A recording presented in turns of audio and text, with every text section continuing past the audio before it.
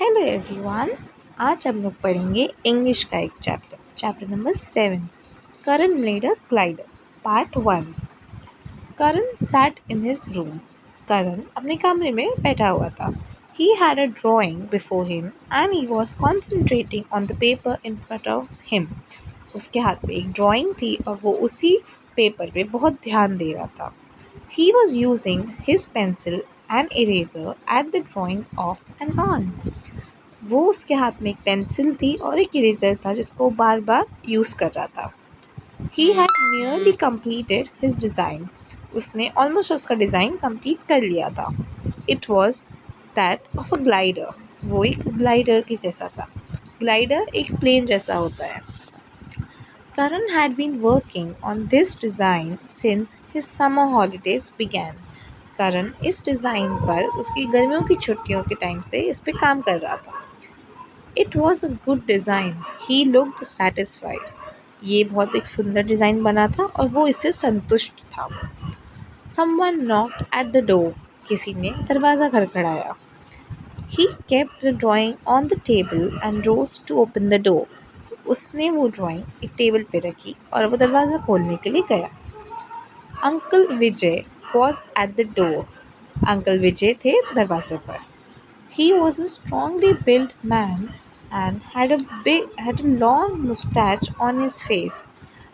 जो वो अंकल थे वो काफ़ी हेल्दी टाइप थे और उनकी लंबी सी मूंछ थी उनके चेहरे पर। Uncle Vijay was a friend of his father. Uncle Vijay Karan के पापा के दोस्त थे। He loved Karan as his own child. Uncle Vijay जो थे वो करण को अपने बेटे की तरह ही बहुत प्यार करते थे। Karan was informal with him.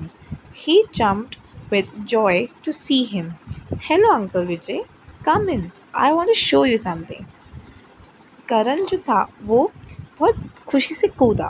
उसने अंकल विजय को बोला कि आप अंदर आओ, मुझे आपको कुछ दिखाना है। Karan showed him the drawing.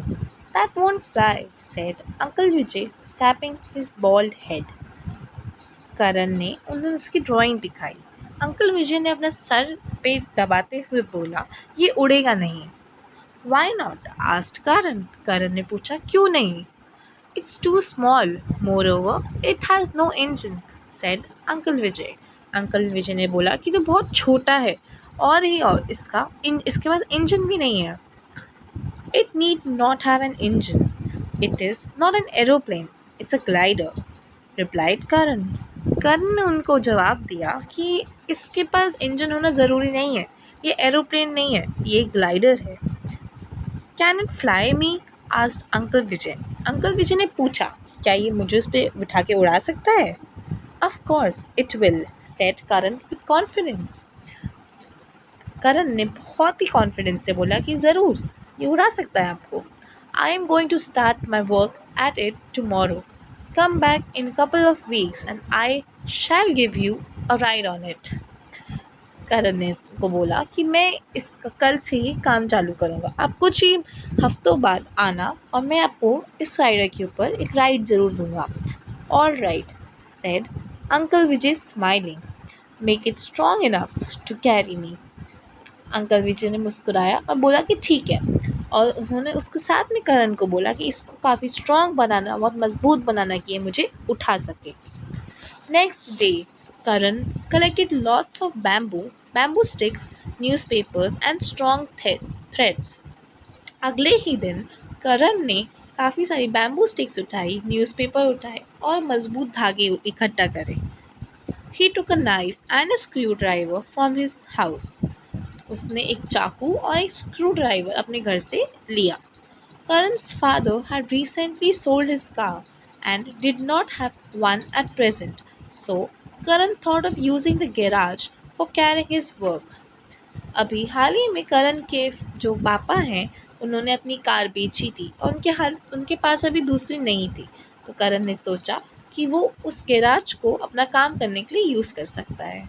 He cleaned the garage properly and went to his father for permission to make glider in the garage.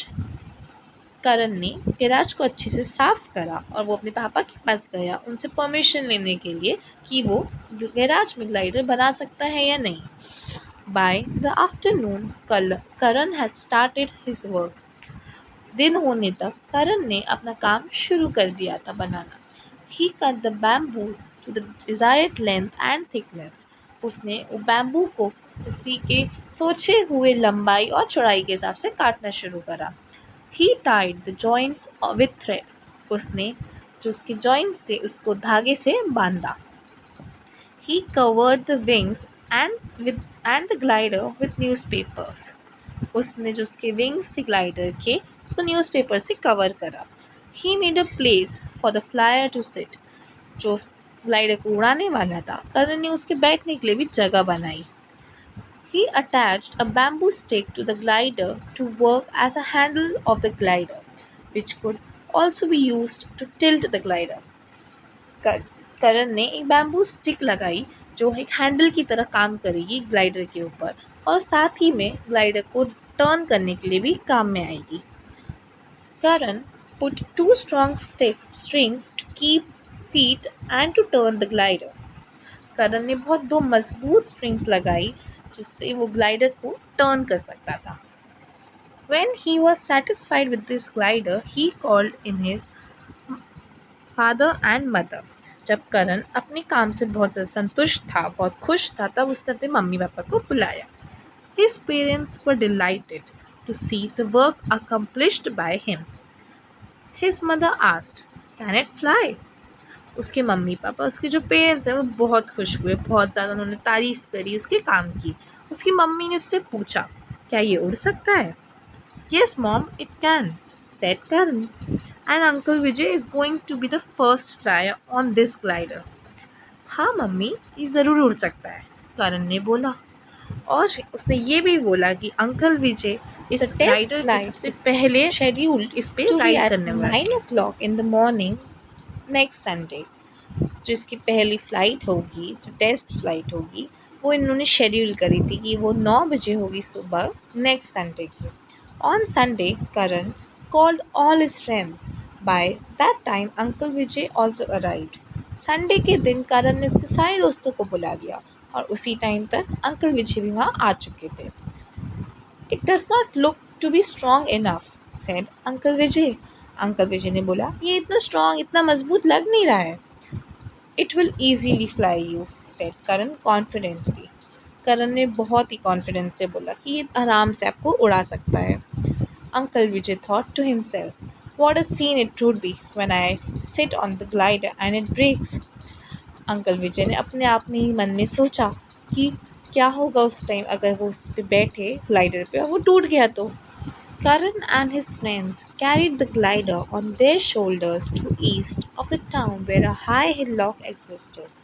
करण और उसके दोस्तों ने ग्लाइडर को उठाया अपने कंधों पे और वो टाउन के ईस्ट में लेके चले गए जहाँ पे एक बहुत ही ऊंचा हिल लॉक था।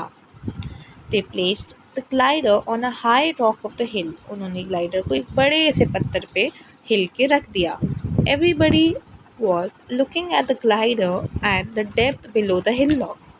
सब लोग ग्लाइडर की तरफ देख रहे थे और जो पहाड़ी की जो गहराई थी उसको देख रहे थे। करण said to his uncle, "Please get on to this glider." करण ने उसके अंकल को बोला कि आप प्लीज़ ग्लाइडर पे आ जाइए, ग्लाइडर पे बैठ जाओ। अंकल विजय लुक्ड केयरलेस। अंकल विजय ने इतना ध्यान नहीं दिया। He climbed up the glider. He still thought that the glider would not fly. Uncle Vijay इस पे बैठ गए पर उन्होंने फिर भी मन में सोचा कि ये नहीं उड़ने वाला। Karan made him sit on the wooden plank on the glider and said, "Listen carefully how this glider flies." करण ने उन्हें वुडन प्लैंक पे बिठाया और उनसे बोला, ध्यान से सुनना कि ये ग्लाइडर कैसे उड़ता है। These strings are for your feet. ये जो strings हैं ये आपके feet के लिए है। When you want to turn right, push right string. When you want to turn left, push left string. तो उसने अंकल को बोला कि जब आपको राइट मुड़ना हो तो राइट स्ट्रिंग को खींचना और जब आपको लेफ्ट मुड़ना हो तब लेफ्ट स्ट्रिंग को। When you want to go up, pull this bar, and when you want to go down, push this bar. जब आपको ऊपर जाना हो तो इस बार को खींचना और जब आपको नीचे जाना हो तब इस बार को धक्का देना। Can you remember that? आप क्या ये याद रख सकते हो? Uncle Vijay was still careless. Uncle Vijay फिर भी ध्यान नहीं दे रहे थे। He knew the glider would not fly, so he did not pay any attention to what Karan had said. उनको पता था कि ये नहीं उड़ने वाला है, फिर तो इसीलिए उन्होंने करण की बात पे ध्यान ही नहीं दिया कि करण ने क्या बोला है। Carelessly, he put his feet into the strings and held the bamboo bar. बिना ध्यान दे ही उन्होंने अपने फीट जो है वो स्ट्रिंग्स पे रख दी और बैम्बू बार को भी पकड़ लिया।